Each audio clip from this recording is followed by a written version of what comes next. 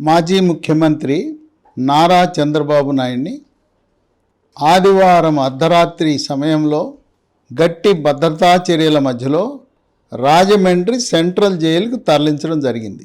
అక్కడ అవినీతి నిరోధక శాఖ కోర్టు జడ్జి యొక్క ఉత్తర్వుల మేరకు ఒక ప్రత్యేక సదుపాయం కల్పించారు. ప్రత్యేక గది ఇచ్చారు.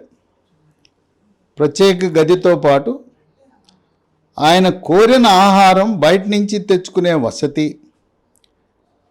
అలాగే ఆయనకు కావలసిన మందులు ఆహారము బయట నుంచి తెచ్చుకునే సదుపాయం కూడా ఆ కోర్టు ఉత్తర్వుల్లోనే పొందుపరచడం జరిగింది. ఆయనతో పాటు నల్ల దుస్తులు ధరించిన జెడ్ కేటగిరీని కాపాడే బ్లాక్ క్యాట్లు అంటారు, వాళ్ళు కూడా ఆయన భద్రత విషయంలో వాళ్ళ విధి నిర్వహణ వాళ్ళు చేస్తూ ఉంటారు. సోమవారం నాడు తెలుగుదేశం పార్టీ వాళ్ళు బంద్కు పిలుపునిచ్చారు. బంద్కు పిలుపునిచ్చిన సందర్భంగా తెలుగుదేశం పార్టీ కార్యకర్తలు చెప్పకుండానే వ్యాపార సంస్థలు, దుకాణాలు, విద్యా సంస్థలు అన్నీ కూడా స్వచ్ఛందంగా మాజీ ముఖ్యమంత్రికి సంఘీభావంగా అన్నీ మూతపడ్డాయి.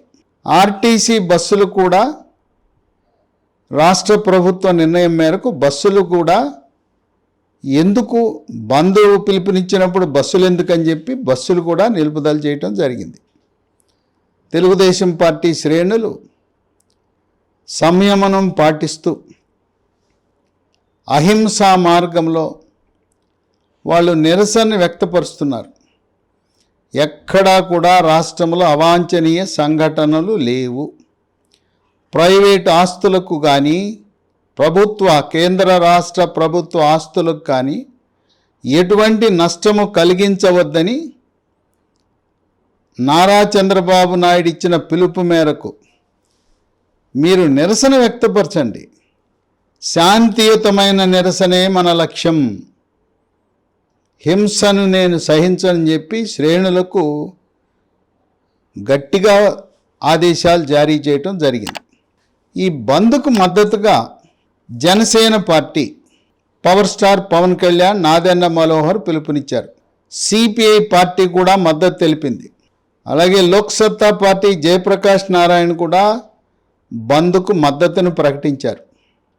భారతీయ జనతా పార్టీ చంద్రబాబు నాయుడు అరెస్టుని ఖండించటం, రాష్ట్ర అధ్యక్షురాలైన పురంధరేశ్వరి, మాజీ మంత్రి, మాజీ రాజ్యసభ సభ్యుడు సుజనా చౌదరి, ప్రస్తుత బీజేపీ రాజ్యసభ సభ్యుడు సీఎం రమేష్, జాతీయ కార్యదర్శి బీజేపీ సత్యకుమార్ లాంటి అగ్రశ్రేణి నాయకులు చంద్రబాబు నాయుడు అరెస్టును ఖండిస్తూ భారతీయ జనతా పార్టీ తరపున సంఘీభావాన్ని తెలియజేశారు.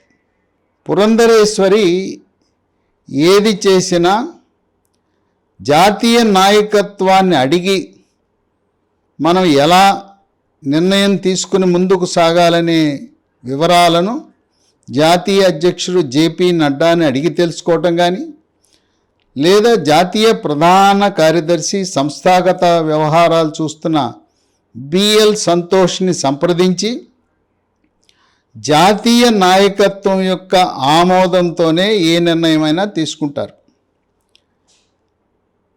ఈ అరెస్టును ఖండిస్తూ సంఘీభావం తెలియజేయటం వరకు భారతీయ జనతా పార్టీ జాతీయ నాయకత్వం ఆ విధంగా ముందుకు వెళ్ళమని సూచనలు ఇచ్చారు. బంద్ విషయంలో బంద్కు మద్దతు భారతీయ జనతా పార్టీ ఇవ్వకపోవటం అనేది పురంధరేశ్వరి యొక్క వ్యక్తిగత నిర్ణయం, రాష్ట్ర శాఖ యొక్క వ్యక్తిగత నిర్ణయం కాదు. జాతీయ నాయకత్వం ఇచ్చిన సమాచారం మేరకే ఎప్పటికప్పుడు రాష్ట్ర నాయకులు ప్రవర్తిస్తుంటారు. కన్నా లక్ష్మీనారాయణ బీజేపీ అధ్యక్షుడిగా ఉన్నప్పుడు కూడా ఆంధ్రప్రదేశ్ రాష్ట్రంలో బీజేపీ శ్రేణులు, కార్యకర్తలు, నాయకులు, అధికార ప్రతినిధులు, సోషల్ మీడియాలో స్పందించే వారందరికీ కూడా పురంధరేశ్వరి టెలికాన్ఫరెన్స్ ద్వారా మనం ఎలా ముందుకు వెళ్ళాలి, క్లిష్టమైన సమస్యలపై మనం ఎలా స్పందించాలని జాతీయ నాయకత్వంతో సంప్రదించిన మేరకు అప్పట్లో అన్ని విషయాల్లో పత్రికా ప్రకటనలు, మనం డిబేట్లకు వెళ్ళేటప్పుడు ఎలా స్పందించాలనే అంశాలన్నీ కూడా ఆమె నిర్వహించేది.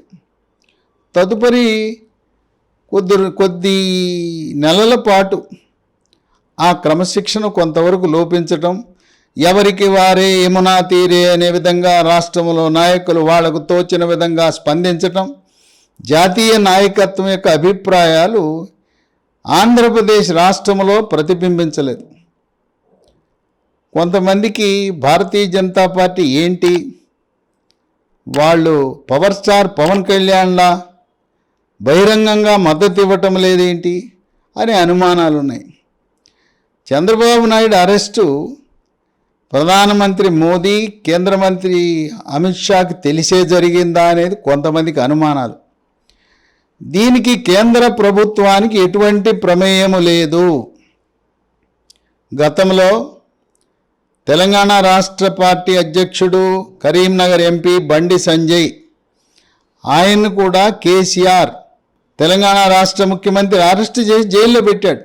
అప్పుడు కూడా కేంద్ర ప్రభుత్వం పద్ధతి ప్రకారం స్పందించింది, కానీ ఎప్పుడు కూడా బాధ్యతాయుతమైన కేంద్ర ప్రభుత్వం అత్యుత్సాహం చూపించదు. ముఖ్యంగా చట్టాల అమలు విషయంలో, శాంతి భద్రతల విషయంలో ఇవన్నీ కూడా రాష్ట్ర ప్రభుత్వాలకు సంబంధించిన అంశాలు. ఇదే విధంగా నారాయణ ఠానే అని కేంద్ర మంత్రి, మహారాష్ట్రకు చెందిన మంత్రి, ఆయనపై అప్పట్లో ముఖ్యమంత్రిగా ఉన్న ఉద్ధవ్ ఠాక్రే కేంద్ర మంత్రిపై కేసు నమోదు చేసి ఆయన అరెస్టు చేయడం జరిగింది. అప్పుడు కూడా కేంద్ర ప్రభుత్వం ఏమీ అత్యుత్సాహం చూపించలేదు. చట్టం పని చట్టం చేస్తుందని చెప్పి న్యాయపరమైన సలహాల ద్వారా బండి సంజయ్ కానీ, నారాయణ ఠానే కానీ ఆ సమస్యని, అరెస్ట్ని ఎదుర్కోవడం జరిగింది. అందువల్ల ఈ చంద్రబాబు నాయుడు అరెస్టు వల్ల భారతీయ జనతా పార్టీ, జనసేన, తెలుగుదేశం పార్టీ కూటమి ఏర్పాటు, కలిసి పోటీ చేయటం అనే దానిపై ఎటువంటి ప్రభావం ఉండదు, ఉండబోదు. మరేంటి, కొంతమంది పాపం గ్రామాల్లో ఉండేవాళ్ళు, చంద్రబాబు నాయుడు గారు వెళ్ళి జూన్ నెలలో అమిత్ షాతో మాట్లాడొచ్చారు, ఆగస్టు నెలాఖరులో ఎన్టీఆర్ నాణెము విడుదల సందర్భంగా జేపీ నడ్డాతో కూర్చొని చర్చించారు. ఒక్క మాట చెబితే జగన్మోహన్ రెడ్డి ఆగడా అని కొంతమంది అమాయకంగా మాట్లాడుతున్నారు. ఇది రాష్ట్ర ప్రభుత్వానికి చెందిన అంశం, జగన్మోహన్ రెడ్డికి సంబంధించిన అంశం. పైగా ప్రధానమంత్రి అమిత్ షా, జాతీయ బీజేపీ నాయకులందరూ కూడా G20 శిఖరాగ్ర సమావేశంలో తలమునకలై ఉన్నప్పుడు ఇది చేశాడు. అందువల్ల బహిరంగంగా ప్రధానమంత్రి కానీ, కేంద్ర మంత్రి, హోంశాఖ మంత్రి కానీ వాళ్ళు స్పందించరు. ఇది రాబోయే కాలంలో ఏర్పడబోయే పొత్తుపై ఎటువంటి ప్రభావము చూపబోదు. మరేంటి, జగన్మోహన్ రెడ్డితో కలిసి ఏదో ప్రయాణం చేస్తున్నట్టుగా కనపడుతుందని కొంతమంది ఆంధ్రప్రదేశ్లో కొంతమంది ప్రజలకు, తెలుగుదేశం కార్యకర్తలకు అనుమానాలు వస్తున్నాయి. సెప్టెంబర్ 18 నుంచి 22 వరకు 5 రోజుల పాటు ప్రత్యేక పార్లమెంటు సమావేశాలు జరగబోతున్నాయి. దాంట్లో కీలకమైన బిల్లులు చట్టరూపం దాల్చవలసిన అవసరం ఉంది. యూనిఫామ్ సివిల్ కోడ్, ఉమ్మడి పౌర స్మృతి, అదే కాకుండా ఇండియా పేరుని భారత్గా మార్చే చట్టం, మినీ జమిలి ఎన్నికలు, ఈ సంవత్సరంలో జరగవలసిన 5 అసెంబ్లీ ఎన్నికలతో పాటు మరో 8 అసెంబ్లీలు కలిపి 13 రాష్ట్రాల శాసనసభలకు ఎన్నికలు పెట్టాలనే మినీ జమిలి ఎన్నికల చట్టం, మరికొన్ని కీలకమైన చట్టాలన్నీ ఆ బిల్లులు చట్టరూపం దాల్చాలంటే రాజ్యసభలో భారతీయ జనతా పార్టీకి కావలసిన మద్దతు లేదు. ప్రస్తుత పరిస్థితుల్లో ఈ వైఎస్ఆర్సీపీ పార్టీకి ఉన్న 9 మంది రాజ్యసభ సభ్యులు, పక్క రాష్ట్రమైన ఒరిస్సాలో ఉండే 9 మంది బిజు జనతాదళ్ రాజ్యసభ సభ్యులు 18 మందికి చాలా కీలకం. ఈ 18 మంది మద్దతుతో ఏదైతే కేంద్ర ప్రభుత్వం ప్రతిపాదిస్తున్న బిల్లులన్నీ కూడా చట్టరూపం దాలుస్తాయి. విపక్ష కూటమి వ్యతిరేకించిన వైఎస్ఆర్సీపీ, బిజు జనతాదళ్ 2 పార్టీల మద్దతుతో ఏదైతే 5 రోజుల పాటు ప్రత్యేక సమావేశాలు నిర్వహిస్తున్నారో ఆ సమావేశాల్లో కేంద్ర ప్రభుత్వం ఎన్డీఏ కూటమి సఫలీకృతం కాబోతా ఉంది. అందువల్ల ప్రభుత్వ పరంగా కేంద్ర ప్రభుత్వం, రాష్ట్ర ప్రభుత్వము జగన్మోహన్ రెడ్డితో అవసరం ఉంది. అందువల్ల ఆయనతో మరికొంతకాలం సత్సంబంధాలు నెరవేర్చటం అనేది సహజం. పార్లమెంటుకి ముందస్తుగా ఎన్నికలు రాబోతున్నాయి. 3 నెలలు ముందు జరుగుతాయి. ఆంధ్రప్రదేశ్ శాసనసభ ఎన్నికలు కూడా ముందస్తుగా జరగబోతూ ఉన్నాయి. ఎన్నికల తరుణంలో చంద్రబాబు నాయుడిని దోషిగా నిలబెట్టాలని ఆయన్ని అరెస్ట్ చేసి జైల్లో పెట్టారనే కొన్ని ఆరోపణలు ఉన్నాయి. పార్లమెంటు సభ రద్దు కాగానే భారతీయ జనతా పార్టీ కేంద్ర నాయకత్వం తెలుగుదేశం పార్టీతో పొత్తును అధికారికంగా ప్రకటిస్తుంది. అంతవరకు వేచి చూచే ధోరణి. జగన్మోహన్ రెడ్డికి ఆగ్రహావేశాలు రాకుండా, ఆయనకి బాధ కలగకుండా చంద్రబాబు నాయుడిని తెలుగుదేశం పార్టీ కొద్ది కాలం పాటు దూరంగా పెట్టడం అనేది రాజకీయ వ్యూహంగా మనం భావించాలి. తదుపరి జనసేన, తెలుగుదేశం పార్టీ, భారతీయ జనతా పార్టీ 2014లోలా కలిసి కూటమిగా ఏర్పడి 2024 జనవరి, ఫిబ్రవరిలో ముందస్తుగా జరిగే ఎన్నికల్లో ఘన విజయాన్ని సాధించే అవకాశం ఉంది. అందువల్ల కొంతమంది గ్రామీణ వాసులు వాళ్ళ అపోహలకు తావులేదు.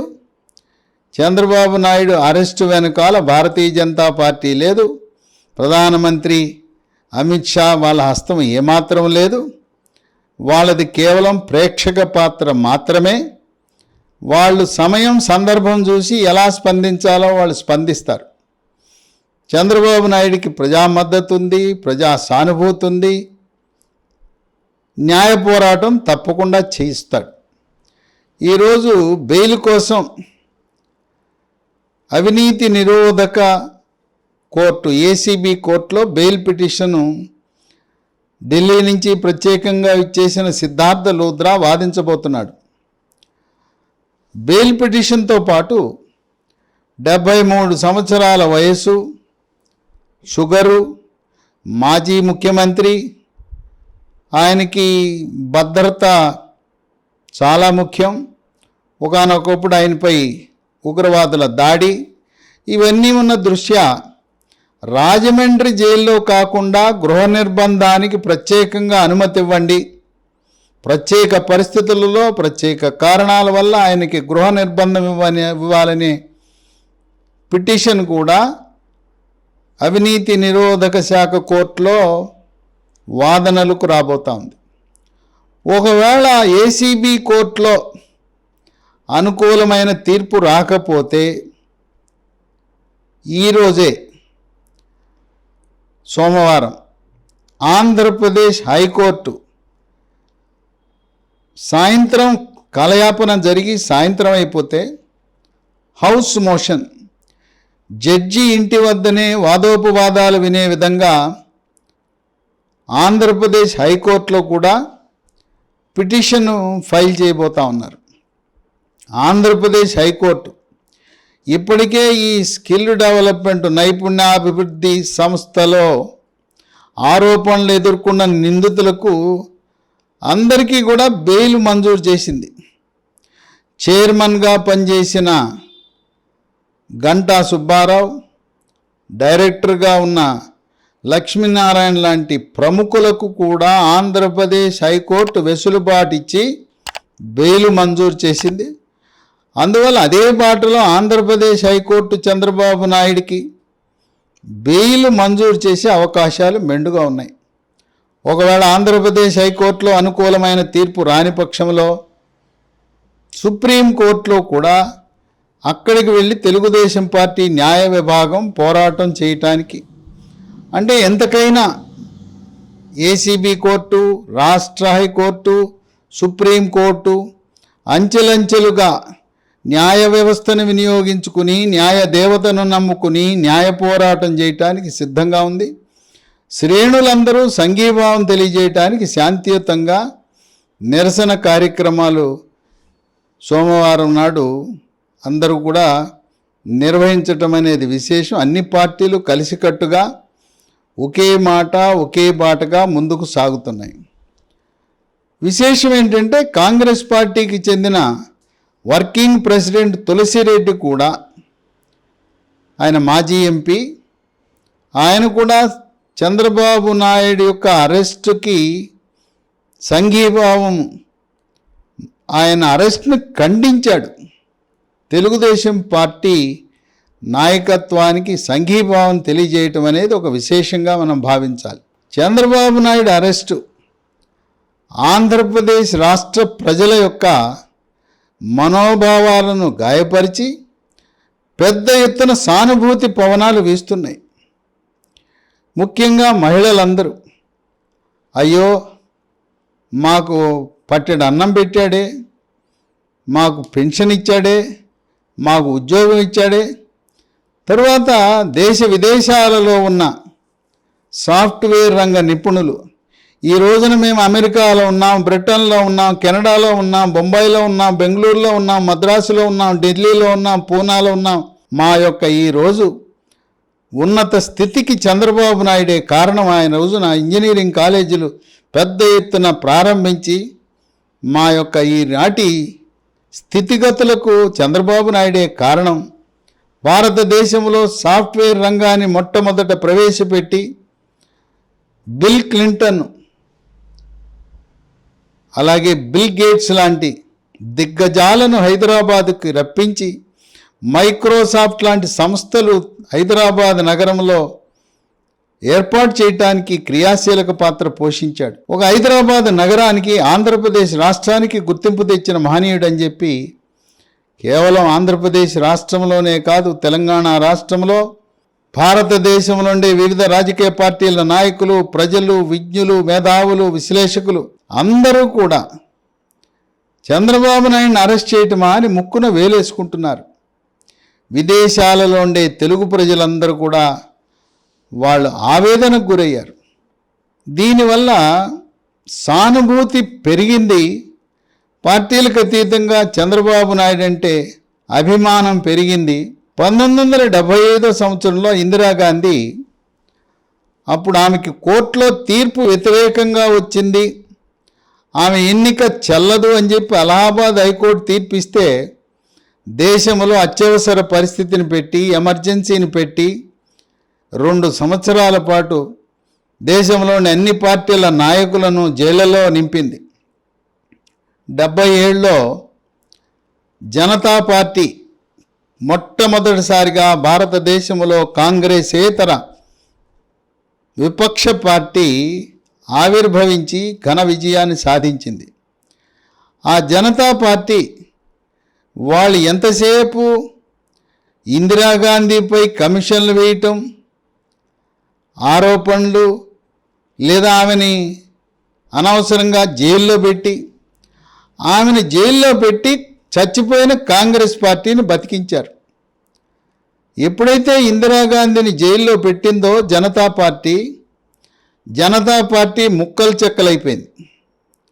జనతా పార్టీ అదృశ్యమైంది. 2 సంవత్సరాలు కూడా పరిపాలించాల, జనతా పార్టీ కుప్పగూలిపోయింది.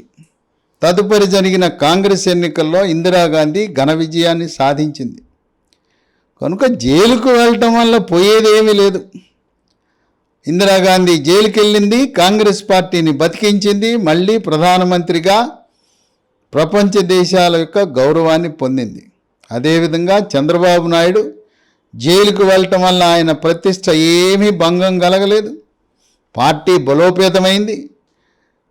పార్టీలకు సంబంధం లేకుండా, పార్టీలకు అతీతంగా ఆంధ్రప్రదేశ్ రాష్ట్రంలో ముఖ్యంగా మహిళలు వాళ్ళు చంద్రబాబు నాయుడికి మద్దతు ఇచ్చి అఖండ విజయాన్ని చేకూరుస్తారని విశ్లేషకులు భావిస్తున్నారు.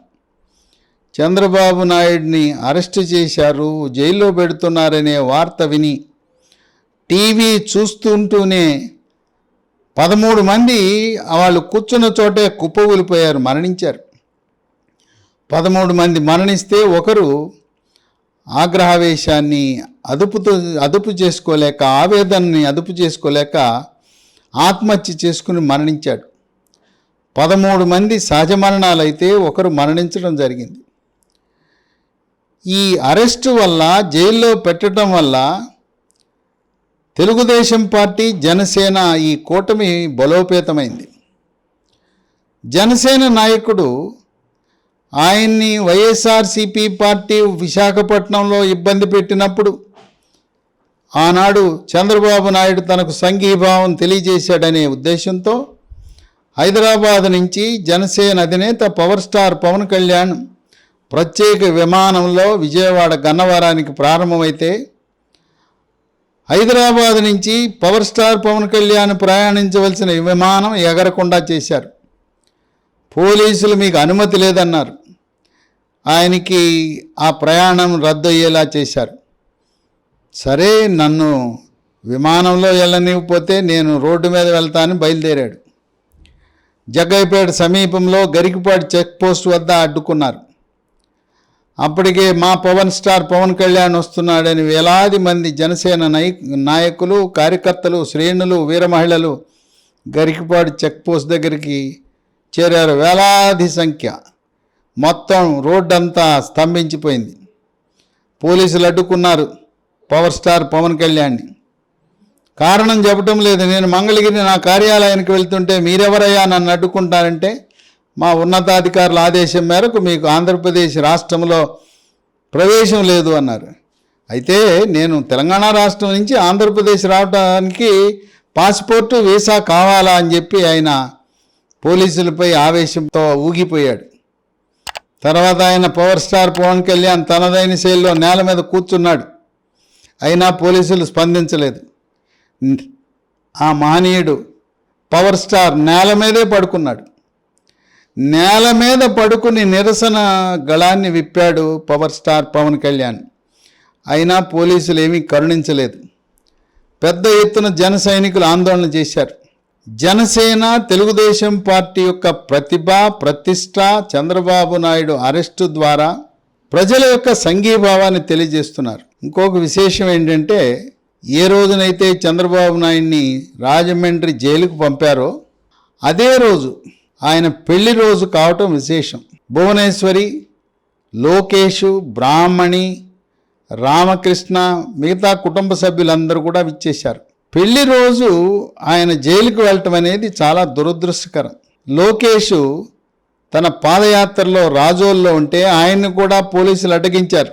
నా తండ్రి దగ్గరికి వెళ్ళటానికి మీరెవరయ్యా అడ్డుకుంటానికి అని చెప్పి పోలీసు వలయాన్ని ఛేదించుకుని ధైర్యంగా విజయవాడ వచ్చాడు. తాత్కాలికంగా లోకేష్ తన యువగళ పాదయాత్రను కొంత విరామం ఇచ్చి న్యాయ పోరాటంలో నిమగ్నుడై చంద్రబాబు నాయుడు బెయిల్ మీద విడుదలయ్యే వరకు యువగళము పాదయాత్ర తాత్కాలికంగా నిలుపుదల చేయటం జరిగింది.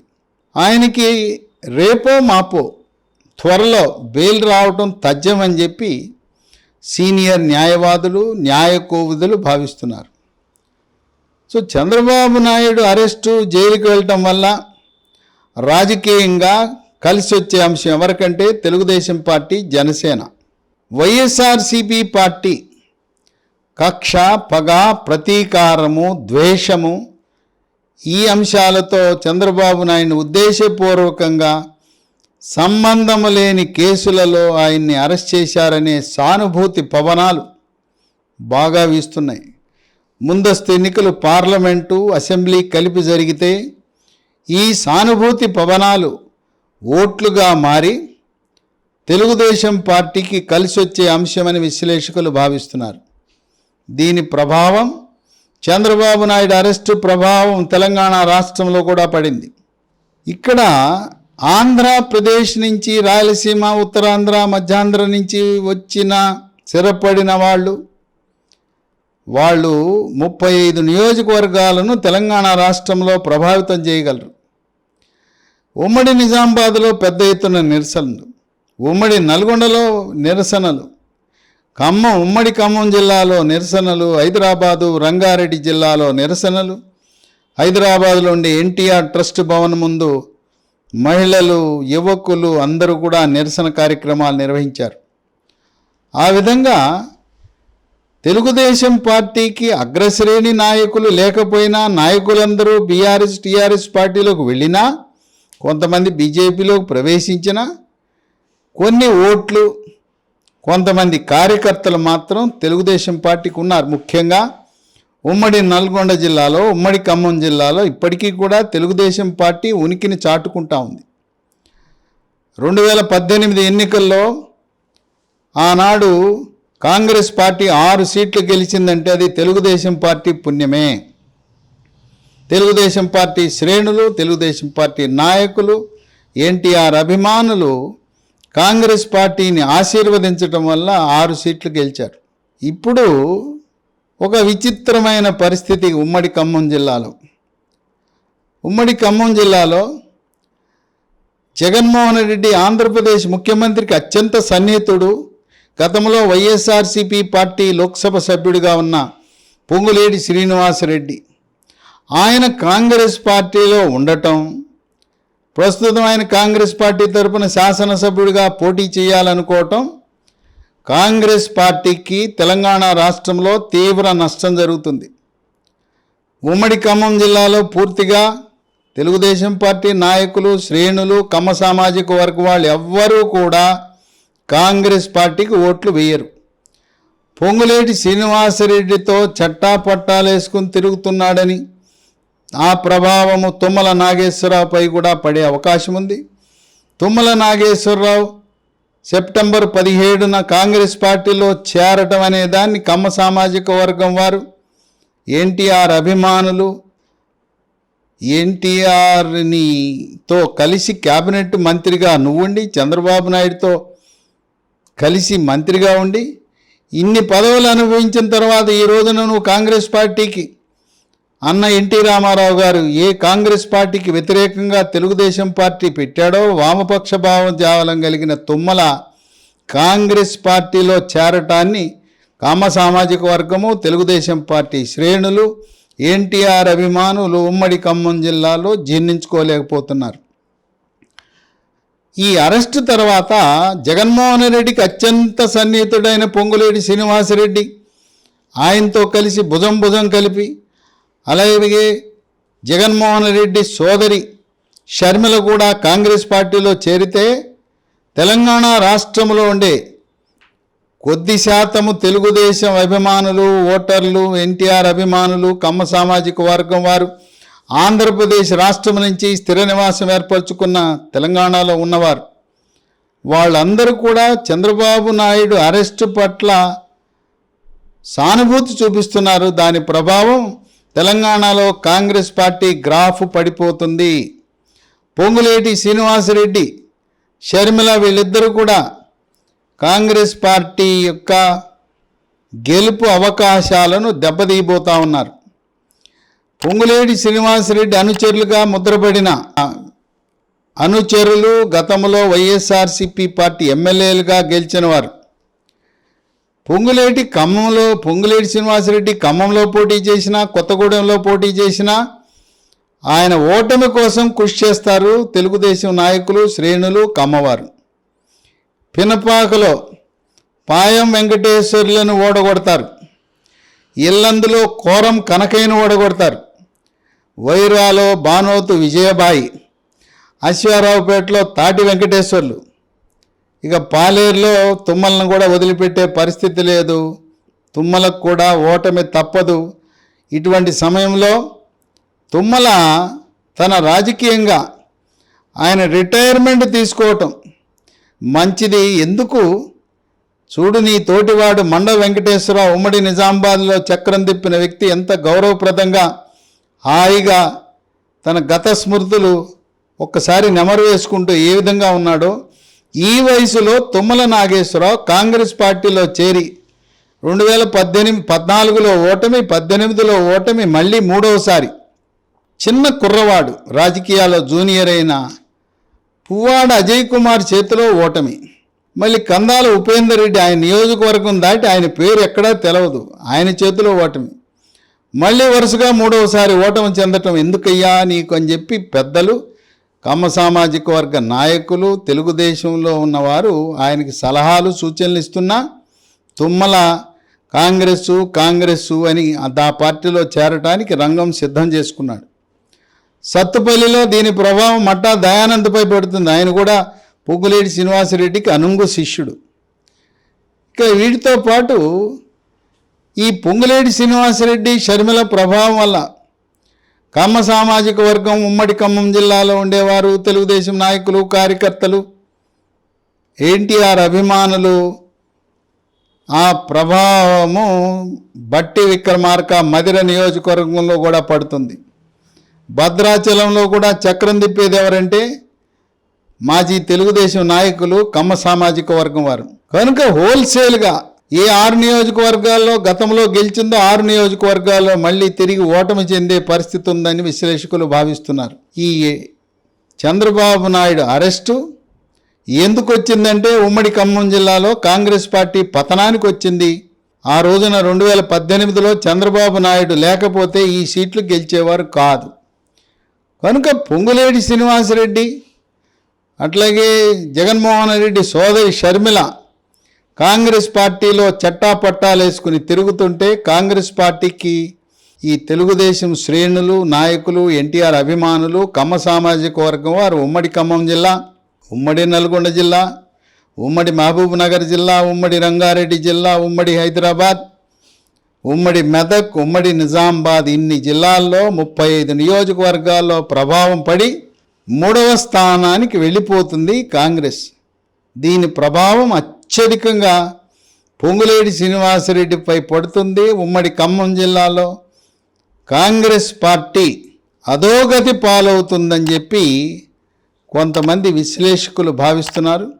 ఏది ఏమైనా 14 సంవత్సరాలు ముఖ్యమంత్రిగా పరిపాలన సాగించి ఒక సీనియర్ నాయకుడిగా చంద్రబాబు నాయుడు ప్రధానమంత్రి మోదీ కంటే కూడా సీనియరు. చంద్రబాబు నాయుడు ముఖ్యమంత్రి పదవిని అలంకరించిన సమయంలో మోదీ ఇంకా ముఖ్యమంత్రి కాలేదు.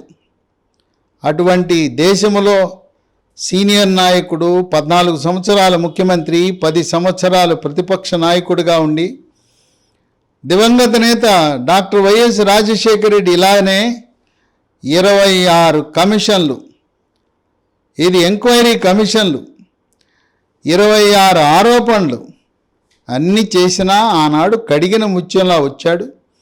చంద్రబాబు నాయుడిని కక్షపూరితంగా రాజకీయ దురుద్దేశంతోనే కేసులు పెట్టారని ప్రజలు బలంగా విశ్వసిస్తున్న తరుణంలో న్యాయదేవత న్యాయం చేస్తుందని ప్రపంచవ్యాప్తంగా ఉండే తెలుగు ప్రజలందరూ ఆసక్తిగా ఎదురు చూస్తున్నారు. ముఖ్యంగా ఈరోజు ఆంధ్రప్రదేశ్ నుంచి విద్యనభ్యసించి భారతదేశంలో వివిధ దేశాలలో ఉన్నత స్థితిలో ఉండి సాధారణ కుటుంబాలలో జన్మించి కోటీశ్వరులుగా ఈ రోజున మన భారతదేశంలోనూ ఇతర దేశాలలో వర్ధిల్లుతున్న వివిధ రంగాలకు చెందిన సాఫ్ట్వేర్ రంగ నిపుణులు, డాక్టర్లు, ఇంజనీర్లు అందరూ కూడా ఆంధ్రప్రదేశ్ రాష్ట్ర అభివృద్ధి, మరీ ముఖ్యంగా హైదరాబాద్ నగర అభివృద్ధి అనేది జరిగిందంటే చంద్రబాబు నాయుడు వల్ల జరిగిందని మరొక్కసారి వాళ్ళు గుర్తు చేసుకుంటున్నారు. కేటీఆర్ కూడా సభాముఖంగా హైదరాబాద్ నగరము కేవలం చంద్రబాబు నాయుడు వల్లనే సాఫ్ట్వేర్ అభివృద్ధి చెందిందంటే చంద్రబాబు నాయుడు వల్ల జరిగింది. ప్రపంచ దేశాల ప్రముఖులు భారతదేశంలో వచ్చినప్పుడు హైదరాబాద్ నగరానికి రావటానికి గల కారణమే ఆనాడు ముఖ్యమంత్రిగా ఉన్న చంద్రబాబు నాయుడు అని చెప్పి పలువురు గుర్తు చేసుకుంటున్నారు. వేచి చూద్దాం. చంద్రబాబు నాయుడికి బెయిల్ ఎంత త్వరగా వస్తుందని చెప్పి, త్వరగా రావాలని చెప్పి ప్రపంచ దేశాల్లో ఉండే తెలుగు ప్రజలందరూ కూడా వివిధ మతాలకు చెందినవారు, హిందువులు, ముస్లింలు, క్రైస్తవులు కూడా వారి ఆరాధ్య దైవాలను పూజిస్తూ దేవుడా, ప్రభువా, అల్లా త్వరలో, అతి త్వరలో మా నాయకుడైన చంద్రబాబు నాయుడికి బెయిల్ వచ్చేలా మా ప్రార్థనలు విను నాయనా అని చెప్పి దైవ ప్రార్థనలు చేస్తూ త్వరలో చంద్రబాబు నాయుడికి ప్రజాబలంతో బెయిల్ లభిస్తుందని చెప్పి సీనియర్ న్యాయవాదులు, న్యాయ కోవిదులు, విశ్లేషకులు, విజ్ఞులు, మేధావులు భావిస్తున్నారు.